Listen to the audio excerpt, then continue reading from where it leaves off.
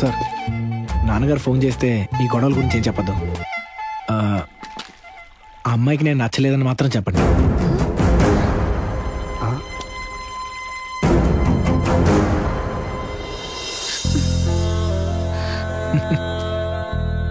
జాను,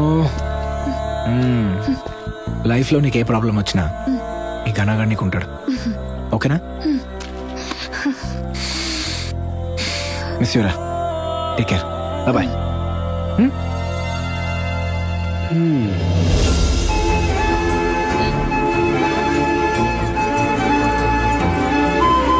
సెల్ఫీయా? దగ్గర రండి. Welcome. Next time వచ్చినప్పుడు వద్దు తల్లి, ఆపే వద్దు. Bye bye. ఏంటమ్మా? నాన్న, నన్ను చేసుకునేవాడు జీవితాంతో అండగా ఉంటూ నన్ను కాపాడుకునేవాడికి కదా ఇచ్చి చేస్తారు. అలా అయితే అతనిలో ఇలాంటివి 100 క్వాలిటీస్ ఉన్నాయి నాన్న.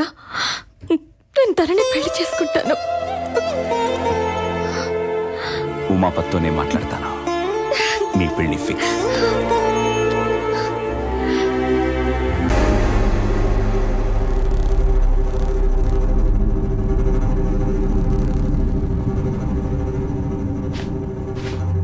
నా పేరు చెబితేనే ఈ 30 కిలోమీటర్లలో ఉన్నోళ్లు ఉచ్చబోస్తారు.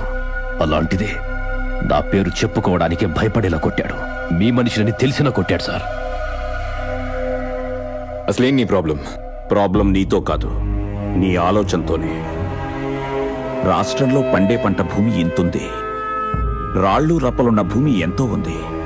మీ పైప్ లైన్ల కోసం దాన్ని ఉపయోగించాలే కానీ పండే పంట భూమి కాదు. నేను దిగినంత వరకే అది మ్యాటర్. అక్కడ దాకా రాకూడదనే పొలానికి పొలం ఇస్తానన్నా కుదరదన్నావు, డబ్బిస్తానన్నా వద్దన్నావు. భయపడితే భయపడతావని చెప్పి నీ కూతురుని తీసుకెళ్తే ఎవడితోనూ నా మనుషుని కొట్టిస్తావా? నా బ్యాక్గ్రౌండ్ టచ్ చేస్తే ఎలా ఉండదు తెలుసా?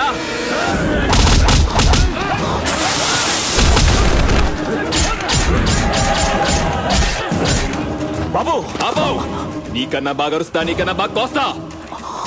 కాగితంతో పోయేదాన్ని కోద్దా తీసుకొచ్చి నువ్వే. ఎవడాడు? నేను అడిగినప్పుడు సమాధానం చెప్పతే ఏమవుతుందో తెలుసా?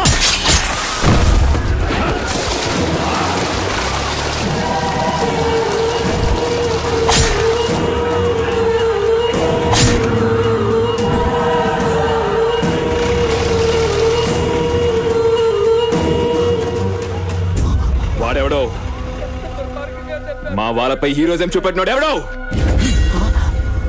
కోస్తే వస్తుందా?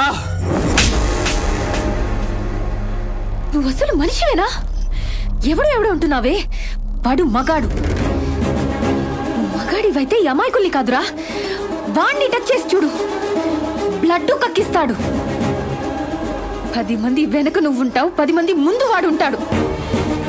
అది చాలు నువ్వు జీరో, వాడు హీరో అనడానికి.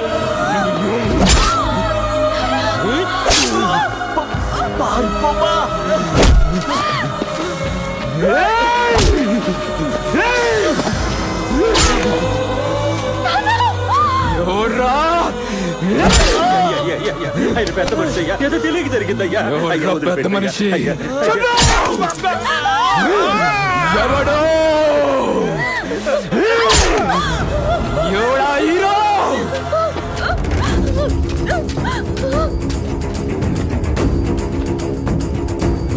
అయ్యా వద్దయ్యా, వద్దయ్యా, నీకు దండం పెడతానయ్యా.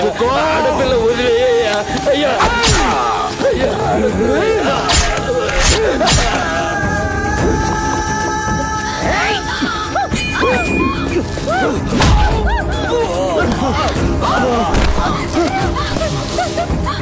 అమ్మా అమ్మా